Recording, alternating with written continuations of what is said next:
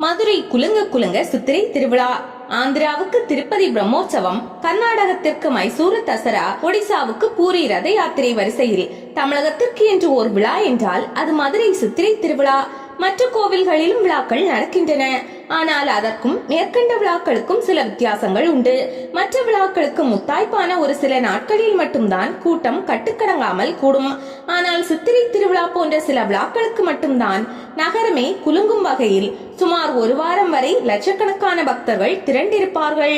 சித்திரை திருவிழா சைவம் சார்ந்ததா, வைணவம் சார்ந்ததா, குலதெய்வ வழிபாட்டிற்கு உகந்ததா, காவல் தெய்வ வழிபாட்டுடன் தொடர்புடையதா என்று கேட்டால் இவை எல்லாவற்றுக்கும் ஒரே வார்த்தை பதிலாக ஆம் என்றுதான் கிடைக்கும். மீனாட்சி அம்மன் கோவில் சைவ தலம், அழகர் கோவில் வைணவ தலம்.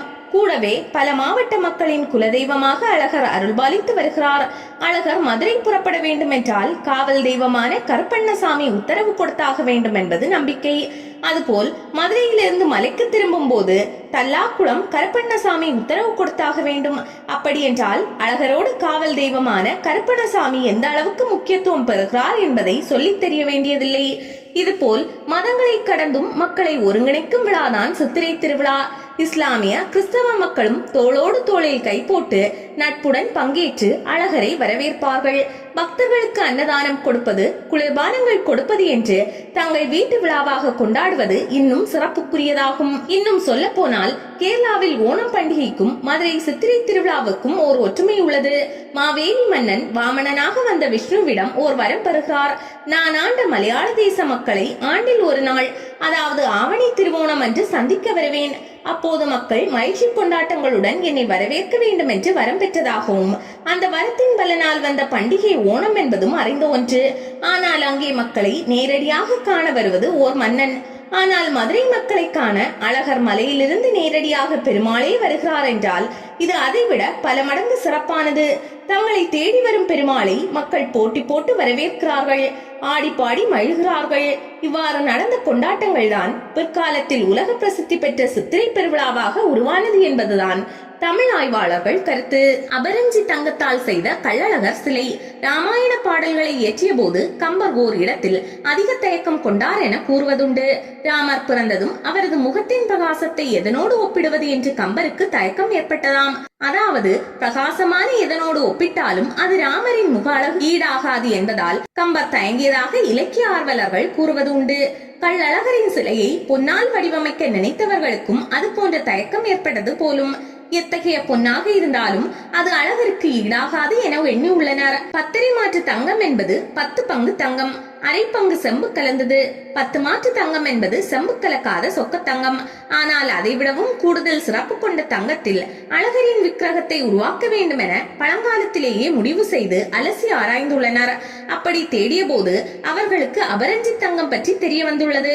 அகராதியில் அபரஞ்சி தங்கம் என்றால் என்ன என்று நாம் தேடினால் புடமிட்ட பொன் என்று பொருள் கிடைக்கிறது.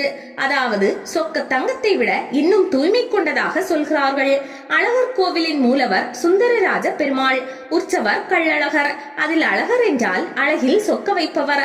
அப்படிப்பட்ட அழகரை கண்டதும் பக்தர்களை தானாக ஈர்க்கும் வகையில் அவரது சிலை அமைய வேண்டும் என்பதற்காக அபரஞ்சி தங்கத்தை பயன்படுத்தி மிகவும் கண்ணும் கருத்துமாக இந்த சிலையை உருவாக்கி இருக்கிறார்கள். அபரஞ்சி தங்கத்தை பற்றி தமிழ் இலக்கியத்திலும் குறிப்பிடப்பட்டு இருக்கிறது. திரு குற்றால குறவஞ்சி அபரஞ்சி தங்கத்தை குறவஞ்சியின் மேனிக்கு உவமையாக கூறியுள்ளது. வஞ்சியலில் அபரஞ்சி வரிவெளி நஞ்சி.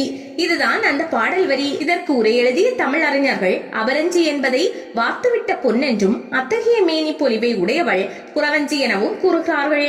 அபரஞ்சி தங்கத்தால் செய்த 2 சிலைகள் தான் உள்ளதாக அழகர் கோவில் பட்டர்கள் கூறுகிறார்கள். அதில் ஒன்று கள்ளழகர் சிலை என்றும் மற்றொன்று திருவனந்தபுரம் அனந்த பத்மசாமி கோவிலில் உள்ள சிலை எனவும் தெரிவித்தனர். மேலும் அழகர் விக்கிரகத்திற்கு அழகர் மலை மேலுள்ள கங்கை நீரால் மட்டுமே அபிஷேகம் செய்யப்படுகிறது. பிற நீரால் அபிஷேகம் செய்தால் சிலை கருத்துவிடக்கூடும் என்றும் தெரிவித்தனர். சித்திரை திருவிழாவில் நடக்கும் வைபவங்கள் என்னென்ன? மதுரை பாண்டிய மன்னன் மீனாட்சி மகளாக பிறந்து பட்டத்து அரசியாக மகுடம் சூடி தேவர்களை போரில் வென்று கடைசியாக சிவபெருமானை போருக்கு அழைத்து பின்னர் அவரையே மனம் புரிந்தார். மதுரை ஆண்ட மகாராணிக்கு சித்திரை மாதம் நடைபெறும் திருவிழா உலக புகழ் பெற்றது. இந்த விழாவை பிரம்மோற்சவ விழாவாக கொண்டாடுகிறார்கள். இந்த ஆண்டு சித்திரை திருவிழா நாளை மறுநாள் 29ஆம் தேதி கொடியேற்றத்துடன் தொடங்குகிறது. திருவிழா நடைபெறும் நாட்களில் காலை மாலை என இருவேளையும் மீனாட்சி சுந்தரேஸ்வரர் பல்வேறு வாகனங்களில் எழுந்தருளி மாசி வீதிகளில் வலம் வருவார். அனைத்து ஜீவராசிகளுக்கும் காட்சி கொடுக்கவே இறைவன் மாசி வீதியில் வலம் வருவதாக ஐதீகம். எனவே ஒவ்வொரு நாளும் மக்கள் பெருந்திரளாக கூடி தரிசிப்பார்கள். இவ்வளவு சிறப்பு வாய்ந்த சித்திரை திருவிழாவில் முக்கிய நிகழ்ச்சிகள் பல உள்ளன. மீனாட்சி அம்மனுக்கு பட்டாபிஷேகம் சூடும் வைபவம் மே 6ஆம் தேதி இரவு நடைபெறுகிறது. அன்றைய தினம் இரவு 7:35 மணிக்கு மேல் 7:59 மணிக்குள் அம்மன் சன்னதியில் உள்ள 6 கால் பீடத்தில் மீனாட்சிக்கு பட்டாபிஷேகம் நடக்கிறது. அம்மனுக்கு ராயர் கிரீடம் சூடி நவரத்ன செங்கோல் வழங்குவார்கள். அடுத்த நாள் சிவபெருமானாகிய சுந்தரேஸ்வரரை போருக்கு அழைத்து 8 திக்கிலும் தேவர்களை வென்று கடைசியாக இறைவனுடன் அம்மன் போர் புரியும் திரிக்கு விஜயம் நிகழ்ச்சி நடக்கிறது. சிகர நிகழ்ச்சியாக மீனாட்சி திருக்கல்யாணம் 8ஆம் தேதி நடைபெறுகிறது. அன்றைய தினம் காலை 8:35 மணிக்கு மேல் 8:59 மணிக்குள் வடக்கு மேற்கு ஆடி வீதிகள் சந்திப்பில் உள்ள திருக்கல்யாண மண்டபத்தில் மீனாட்சி சுந்தரேஸ்வரர் திருக்கல்யாணம் நடைபெறுகிறது.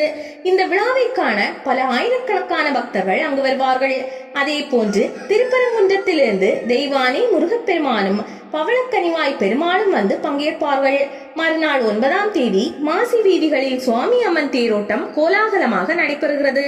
அதைத் தொடர்ந்து அழகர் கோவிலில் நடக்கும் சித்திரை திருவிழாவில் முக்கிய நிகழ்ச்சிகள் நடைபெறும்.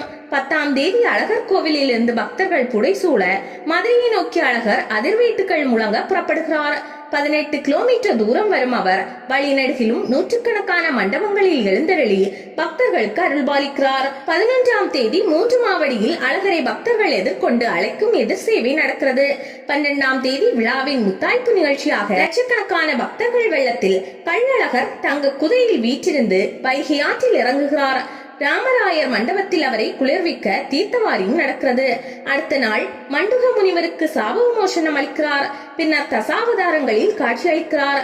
பூப்பல்லக்கில் தல்லாக்குளத்தில் பவனி வருவார். 14ஆம் தேதி மலைக்கு புறப்படுகிறார். ஆண்டாள் மாலையை ஏற்கும் அழகர் சூடி கொடுத்த சுடற்கொடி என அழைக்கப்படும் ஆண்டாள் அணிந்த மலர் மாலையும் அலங்கார தங்க குதையும் சித்திரை விழாவில் முக்கியமாக இடம்பெறுகின்றன.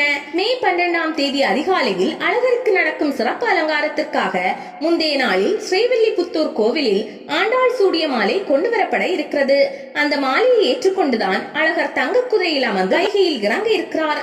இதேபோல் ஆண்டாள் கோவிலில் இருந்து திருப்பதி பிரம்மோற்சவ விழாவில் கருட சேவையின் போது ஏழுமலையான் அணிந்து கொள்ள ஆண்டாள் சூடிய மாலை அனுப்பி வைக்கப்படுகிறது. சித்திரை தேரோட்டத்திற்காக ஸ்ரீரங்கம் ரங்கநாதருக்கும் சூடி கொடுத்த சுடற்கொடியாள் மாலை அனுப்பி வைக்கப்படுகிறது. திருப்பதியிலிருந்து திரும்பி வந்த பெரியாழ்வார் 12 ஆழ்வார்களில் பெரியாழ்வார் முக்கியமானவர். ஆண்டாளை வளர்த்தவர். ஆண்டாளும் ஆழ்வார்களில் ஒருவர்தான். பெருமாளிடம் ஆண்டாள் ஐக்கியமான போது பெரியாழ்வார் வயது முதுமை அடைந்திருந்தார். பின்னர் திருப்பதியில் தனது இறுதி காலத்தை கழிப்பது என முடிவு செய்து சென்றார். ஏழுமலையான் அவரது கனவில் தோன்றி தங்கள் வந்த நோக்கம் என்ன என பெரியாழ்வாரிடம் கேட்டுள்ளார். அதற்கு அவர், என் கடைசி காலத்தை திருப்பதியில் கழிக்கலாம் என வந்தேன் என்கிறார். இதை கேட்ட ஏழுமலையான், என்னை விட பெரியவர் அழகர் கோவில் சுந்தரராஜ பெருமான். தங்களின் இறுதி காலத்தை அவருக்கு சேவை செய்து கழிப்பதுதான் பொருத்தமாக இருக்கும் என்று கூறியிருக்கிறார். இதை கேட்டதும் திடுக்கிட்டு கண் விழித்த பெரியாழ்வார் உடனே மதுரையை நோக்கி புறப்பட்டார். அழகர் கோவிலை வந்தடைந்தார்.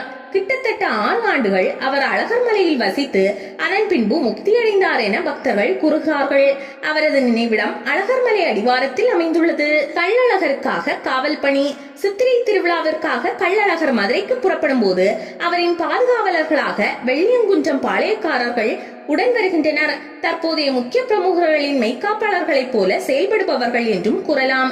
கள்ளழகர் அணிந்திருக்கும் விலை மதிப்பு மிக்க ஆபரணங்களை பாதுகாப்பது பாளையக்காரர்களின் பணி. கள்ளழகர் தல்லாக்குளம், வைகை ஆறு, வண்டியூர் போன்ற பகுதிகளுக்கு வந்து மீண்டும் மலைக்கு திரும்பும் வரை பாதுகாவல் பணியில் ஈடுபடுகின்றனர். அவர்களுக்கு ஆங்காங்கே மரியாதை வழங்கப்பட்டு வருகிறது. பாதுகாவல் பணியில் ஈடுபடுவதற்காக அவர்களுக்கு முற்காலத்தில் 3 வராகை தங்கம் வழங்கப்பட்டதாம்.